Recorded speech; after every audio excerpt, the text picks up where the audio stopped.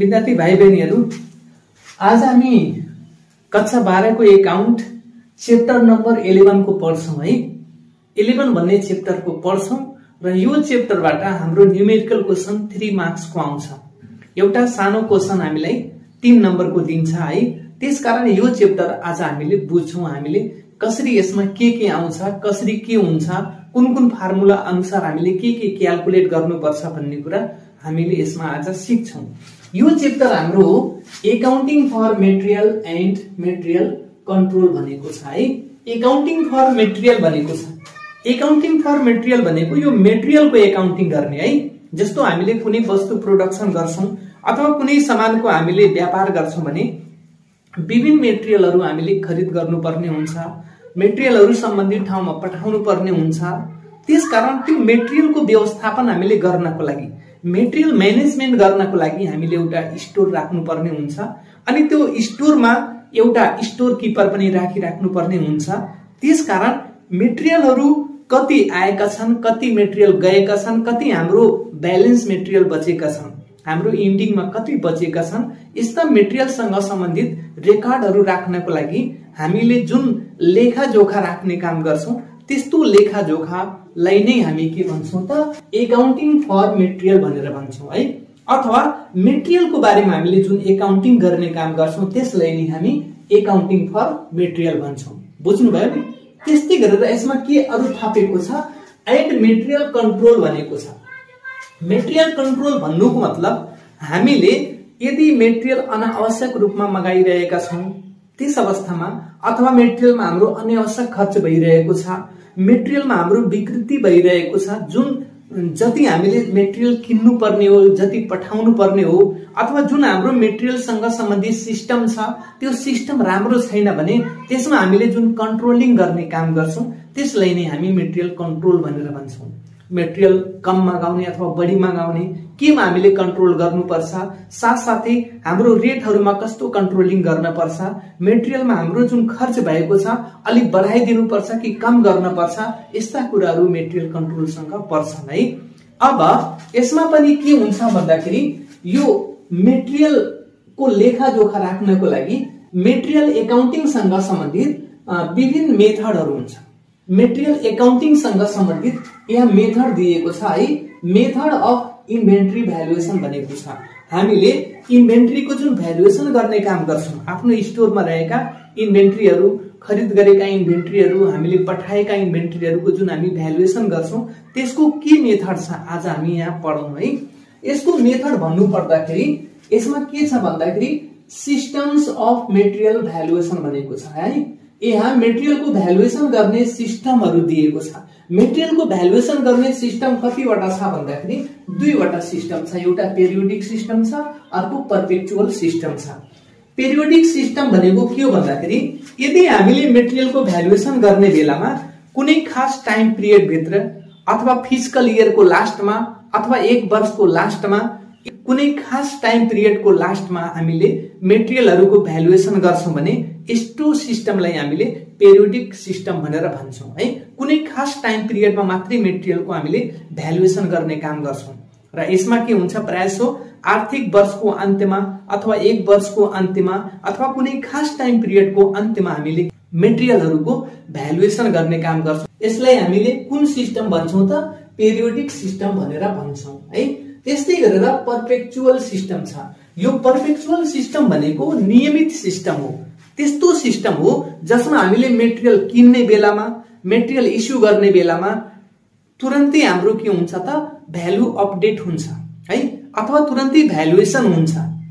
हरेक पटकको खरिदमा, हरेक पटकको इस्युमा यदि मेटेरियल भ्यालुएसन हुँदै जान्छ भने यस्तो किसिमको सिस्टमलाई हामी के भन्छौं त पर्पेचुअल सिस्टम भनेर भन्छौं। बुझ्नु भयो नि? पेरियोडिक सिस्टम भनेको कुनै खास टाइम पिरियडमा अथवा आर्थिक वर्षको अन्तमा, एक वर्षको अन्तमा अथवा कुनै खास टाइम पिरियडको अन्त्यमा भ्यालुएसन हुन्छ भने पर्पेचुअल सिस्टममा के हुन्छ खरिद र बिक्री गर्ने बित्तिकै के हुन्छ त यसमा भ्यालुएसन गर्ने काम हुन्छ है। त्यसपछि यसमा अरु के दिएछ भन्दाखेरि अब inventory valuation method with periodic system भनेको छ है। यो पेरियोडिक सिस्टममा हामीले इन्भेन्ट्रीहरुको भ्यालुएसन कसरी गर्छौं, कुन कुन तरिकाबाट गर्छौं, कुन यसमा मेथडहरु छन् है। इन्भेन्ट्री भ्यालुएसन हामीले गर्ने यो इन्भेन्ट्री भ्यालुएसनको मेथड हो, तर सिस्टम कुन लगाउने भन्दाखेरि पेरियोडिक सिस्टम लगाउने, कुनै खास टाइम पिरियडमा हामीले मात्रै भ्यालुएसन गर्ने भन्ने सिस्टम लगाउने है। अब यसमा कुन मेथड छ, एउटा सिम्पल एभरेज मेथड छ। सिम्पल एभरेज मेथड भनेको एभरेजिङको आधारमा हामीले कास्टहरु क्याल्कुलेट गर्ने काम गर्छौं, जसले हामीले सिम्पल एभरेज मेथड भनेर भन्छौं। यसमा के हुन्छ भन्दाखेरि average rate of inventory sales भनेर दिएको छ है। यदि हामीले average rate of inventory sales निकाल्न पर्यो भने sum of difference rate in a period है, कुनै खास टाइम पिरियडमा जति हाम्रो रेटहरु हुन्छ सबै हामी के गर्ने, जोड्ने, सबै जोड्ने, अनि तिनीहरुको रेटहरुको जुन नम्बरिङ हुन्छ 1 2 3 4 5 त्यसले के गर्ने त डिभाइड गर्ने, अनि हाम्रो जुन रेट आउँछ त्यसलाई हामी के भन्छौं, एभरेज रेट भनेर भन्छौं है। जस्तो 5 टाइम्स को रेट दिएको छ, पहिलोमा 1 रुपैयाँ, दोस्रो पटक 2 रुपैयाँ, 3 रुपैयाँ, 4 रुपैयाँ, 5 रुपैयाँ यस्तो रेटहरु दिएको छ है। 5 वटा रेटहरु दिएको छ भने हामीले कसरी एभरेज निकाल्ने भन्दाखेरि पहिलो रेट हाम्रो कति हो, 1 रुपैयाँ, दोस्रो 2 रुपैयाँ है। यसरी 1 + 2 + 3 + 4 + 5 गर्ने, divided by total number of rate कति छ, 5 छ, त्यसकारण डिवाइडेड बाइ 5 गर्ने है। यो तरिकाबाट गरिन्छ भने हाम्रो एभरेज रेट आउँछ। यो भनेको सिम्पल एभरेज मेथडबाट है। अब एभरेज रेट यसरी निकाल्ने, त्यसपछि कास्ट अफ इन्डिङ इन्भेन्ट्री अथवा कास्ट अफ इन्डिङ इन्भेन्ट्री भनेको क्लोजिङ भ्यालु अफ इन्भेन्ट्री अथवा क्लोजिङ स्टक भनौं है। क्लोजिङ स्टक कसरी निकाल्ने है, यसको लागि cost of goods available for sale, बिक्रीको लागि हामीसँग टोटल कति रुपैयाँको सामग्री छ त्यसबाट कास्ट अफ गुड्स सोल्ड है, हामीले कति रुपैयाँ बराबरको सामान बिक्री गरिसकेका छौं, कति लागतको सामान हामीले बिक्री गरिसकेका छौं, त्यसले के गर्ने त माइनस गर्ने है। Cost of goods available for sale, बिक्रीको लागि कति रुपैयाँ लागतको हाम्रो सामान छ हामीसँग है, अनि कति लागत बराबरको सामान हामीले बेचिसकेका छौं, यसलाई माइनस गरियो भने कास्ट अफ इन्डिङ इन्भेन्ट्री आउँछ है। हाम्रो बचेको सामग्रीहरुको लागत आउँछ, कति लागतको कति मूल्यको सामान बचेको छ भन्ने कुरा हामीले क्याल्कुलेट गर्न सक्छौं। त्यस्तै गरेर सी नम्बरमा छ कास्ट अफ इन्भेन्ट्री सोल्ड है, कति रुपैयाँ खर्च बराबरको हामीले सामानहरु बिक्री गरेका छौं, अथवा कास्ट अफ गुड्स सोल्ड कति छ भन्दाखेरि यसको लागि सेल्स युनिट, कति युनिट हामीले सेल्स गरेका छौं इन्टु एभरेज रेट हामीले इन्टु गर्ने है। एभरेज रेट हामीले जुन ए नम्बरमा निकाल्छौं नि, यो एभरेज रेट जति रेट आउँछ त्यो रेटले इन्टु गरेपछि हाम्रो कास्ट अफ इन्भेन्ट्री सोल्ड आउँछ है। यो तरिकाबाट हामीले यी तीनवटा कुराहरु पत्ता लगाउन सक्छौं। यो कुन मेथड हो, सिम्पल एभरेज मेथड, कसको भन्दाखेरि पेरियोडिक सिस्टमको है। यो ख्याल गर्ने, हाम्रो पहिला क्वेशनमा सिस्टम कुन सिस्टम बनेको छ, पेरियोडिक सिस्टम बनेको छ कि परपेचुअल, पहिला यसलाई हेर्ने, त्यसपछि मेथडलाई हेर्ने, कुन मेथड युज गर्न भनेछ, सिम्पल एभरेज मेथड कि अर्को मेथड है। ल अब हामी अर्को मेथडमा जान्छौं। अर्को मेथड भनेको वेटेड एभरेज मेथड है। वेटेड एभरेज मेथड भनेको हामीले रेटहरुको एभरेज वेट क्याल्कुलेट गर्छौं है, एभरेज वेट क्याल्कुलेट गर्छौं, त्यसको आधारमा हामीले रेट छुट्याउने काम गर्छौं भने त्यसलाई वेटेड एभरेज मेथड भनेर भनिन्छ। यसमा weighted average cost per unit निकाल्न पर्यो भने cost of goods available for sale है, कति रुपैयाँ लागत बराबरको सामान हामीसँग बिक्रीको लागि तयार छ त्यसले divided by total unit available for sale, कति युनिट हामीसँग छ सामग्री बिक्री गर्नको लागि त्यसले डिवाइड गरेपछि के आउँछ त weighted average cost per unit आउँछ है। यो तरिकाबाट यसलाई क्याल्कुलेट गर्ने। त्यसपछि cost of goods available for sale, बिक्रीको लागि कति मूल्य बराबरको सामान हामीसँग छ यो निकाल्नको लागि पहिला बिगिनिङ इन्भेन्ट्री लेख्ने प्लस कास्ट अफ परचेज गर्ने है। हाम्रो बिगिनिङ इन्भेन्ट्री कति रुपैयाँको छ र हाम्रो कति रुपैयाँको सामान नयाँ परचेज भएको छ, यसले जोडेपछि cost of goods available for sale आउँछ, अथवा बिक्री गर्नको लागि हामीसँग रहेको सामग्री आउँछ है। त्यसपछि कास्ट अफ गुड्स सोल्ड निकाल्न पर्यो भने नम्बर अफ युनिट सोल्ड, हामीले कति युनिट सामान बिक्री गरेका छौं इन्टु वेटेड एभरेज कास्ट पर युनिटले इन्टु गर्दिने है। जुन हामीले वेटेड एभरेज कास्ट यहाँ क्याल्कुलेट गर्छौं, यसमा जुन रेट आउँछ यो रेटले इन्टु गरेपछि कास्ट अफ गुड्स सोल्ड आउँछ। त्यसपछि यसमा अर्को मेथड छ फर्स्ट इन फर्स्ट आउट छ, जसलाई हामीले फिफो मेथड भनेर भन्छौं है। यो फर्स्ट इन फर्स्ट आउट मेथडको आफ्नो कुनै खास चाहिँ फर्मुला जस्तो छैन। हामीले न्यूमेरिकल क्वेशन गर्ने बेलामा यसलाई बुझ्न सक्छौं र यसमा आज बुझ्नुपर्ने यहाँ के छ भन्दाखेरि यो फर्स्ट इन फर्स्ट आउट भनेको हामीले यति मात्रै आज बुझौं कि यो मेथड अनुसार हामीले जुन सामग्री सबभन्दा पहिला खरिद गरेर स्टोरमा राख्छौं, पठाउने बेलामा सबभन्दा पहिला त्यसलाई पठाउने, जुन फर्स्ट इन आएको हुन्छ हैन, फर्स्ट इन फर्स्ट आउट जुन पहिला आएको हुन्छ त्यसलाई पहिले पठाइदिने, यो सिस्टमलाई, यो तरिकालाई, यो मेथडलाई हामी के भन्छौं, first in first out method भनेर भन्छौं है। यो तरिकाबाट जुन हामीले पहिलो पटक सामग्री किनेर ल्याउँछौं त्यसलाई पहिले बिक्री गरिन्छ, त्यसपछि पठाइन्छ। यो मेथडलाई नै हामी के भन्छौं त, first in first out method भनेर भन्छौं, फिफो मेथड भनेर भन्छौं। त्यस्तै गरेर अर्को मेथड हाम्रो छ last in first out method छ। Last in first out method भनेको फिफो मेथडको ठीक उल्टो हो। यसमा के हुन्छ भन्दाखेरि जुन सबभन्दा लास्टमा हामी किनेका हुन्छौं त्यसलाई सबभन्दा फर्स्टमा हामीले आउट गरिदिन्छौं, पठाइदिन्छौं है। सबैभन्दा लास्टमा अथवा सबैभन्दा नयाँ जुन हाम्रो स्टक हुन्छ त्यो स्टकबाट नै सामग्रीहरू हामीले पठाउने काम गर्छौं भने त्यसलाई लास्ट इन फर्स्ट आउट भनेर चाहिँ भनिन्छ, लिफो मेथड भनिन्छ है।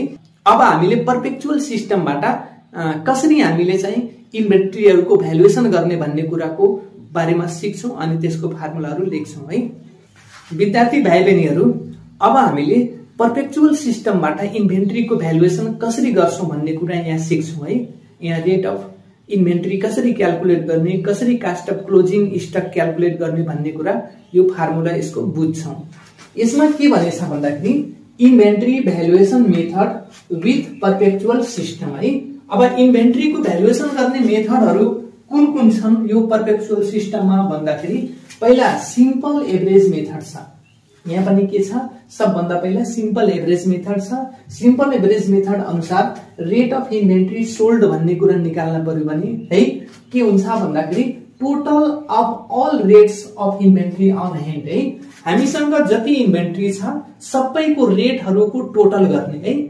हामीसँग जति इन्भेन्ट्रीहरू छन् सबैको जुन रेट छ है, टोटल अफ अल रेट्स भनेको छ, सबै रेटहरूको टोटल गर्ने, त्यसपछि नम्बर अफ रेट्सले के गर्ने, डिभाइड गर्ने है। कतिवटा रेटहरू छन् त्यसले डिभाइड गर्ने अनि जुन रेट आउँछ त्यसलाई हामी के भन्छौं त, रेट अफ इन्भेन्ट्री सोल्ड अथवा एभरेज रेट आउँछ।